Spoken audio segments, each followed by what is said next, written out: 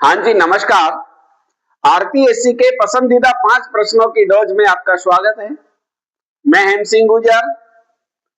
किसी ने बहुत प्यारी बात कही है, सूरज के बिना सुबह नहीं होती, चांद के बिना रात नहीं होती, बादल के बिना बरसात नहीं होती और मेहनत के बिना या शिक्षा के बिना इज्जत नहीं होती।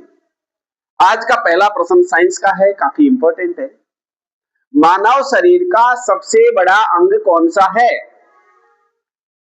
मानव शरीर का सबसे बड़ा अंग है त्वचा।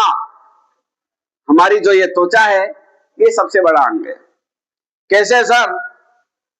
त्वचा हमारे पूरे के पूरे शरीर को ढकती है। ऐसा कहा जाता है कि लगभग 20 स्क्वायर फीट त्वचा का क्षेत्रफल होता है। और तो और हमारे शरीर के कुल वजन का 15% जो वजन है वो त्वचा का होता है। त्वचा का कार्य क्या होता है?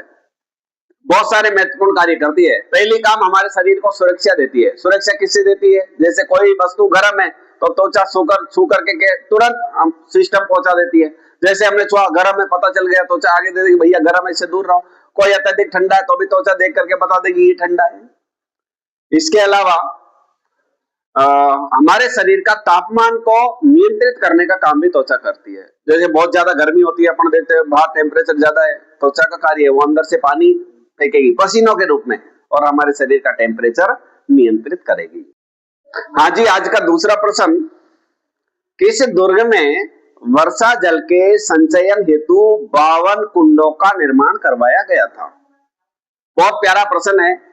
इस क्वेश्चन का आंसर है भटनेर दुर्ग। देखिए, भटनेर का जो किला है वो राजस्थान में उत्तरी भड़ किवाड़ के नाम से जिसे जाना जाता है। सबसे ज्यादा विदेशी आक्रमण झेलने वाला किला है वो भटनेर का किला है।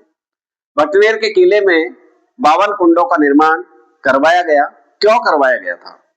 देखिए, विशाल मात्रा में यहाँ पर सेना रहती है और सेना को पानी की आवश्यकता होती है, तो 1 साल तक पानी की उपलब्धता हो जाए, इसलिए इस दुर्ग के अंदर 52 कुंडों का निर्माण करवाया गया था। एक और आंकड़ा आपको याद रखना है, 52 का आंकड़ा इसके लिए इंपॉर्टेंट है।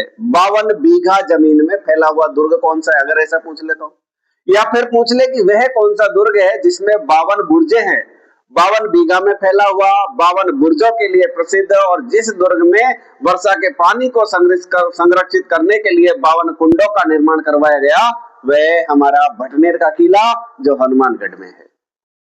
हाँ जी, आज का तीसरा प्रश्न, कोटा, बूंदी, झालावाड़, बारां क्षेत्र में बोले जाने वाली बोली कौन सी है? तो कोटा, बूंदी, बारां, झालावाड़ में हाडोती बोली बोली जाती है। देखिए, इस बोली का नाम हाडोती बोली क्यों पड़ा? क्योंकि 13वीं शताब्दी में यहाँ पर चौहान वंश की एक शाखा आती है जो हाडा चौहानों के नाम से प्रसिद्ध होती है, इसीलिए इस बोली का नाम हाडोती बोली पड़ा, क्योंकि यहाँ पर हाडा चौहानों का शासन रहा था। मुझे तो बहुत प्यारी लगती है। इसमें मैं के स्थान पर मुंह का प्रयोग होता है। मुंह जा रहे छू, मुंह आ रहे छू, और हम सब जानते हैं, क्योंकि जो भी चाहे भाषा, आप जैसे हम बात करें भाई हिंदी, हमारी भाषा का नाम हिंदी क्यों पड़ा?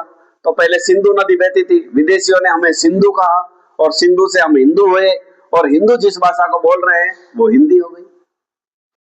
हाँ जी, आज का चौथा और काफी इंपॉर्टेंट प्रश्न है, नुपुर, झांझर, लंगर आदि शरीर के किस अंग में पहने जाने वाले आभूषण हैं? तो शायद जानते हो, बच्चों को जो पाजेब जैसा पहनाया जाता है, पाजेब की तरह होता है, नुपुर कहा जाता है। लंगर, झांझर, ये सब पैरों के आभूषण हैं।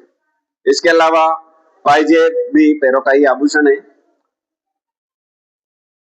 हाँ जी, आज का पांचवा और अंतिम प्रश्न, 12 कोटड़ी किस राज्य से संबंधित है? देखिए, पहली बार जब मैंने सुना 12 कोटड़ी शब्द, तो मैंने कहा ये 12 कोटड़ी क्या है? तो इस क्वेश्चन का आंसर है आमेर। थोड़ा सा आपको मैं बता देता हूँ। आमेर के कछुआ राजा थे पृथ्वीराज। पृथ्वीराज के 12 पुत्र थे। उन्होंने अपने राज्य को 12 बराबर भागों में विभाजित किया और 12 पुत्रों को सौंप दिया था।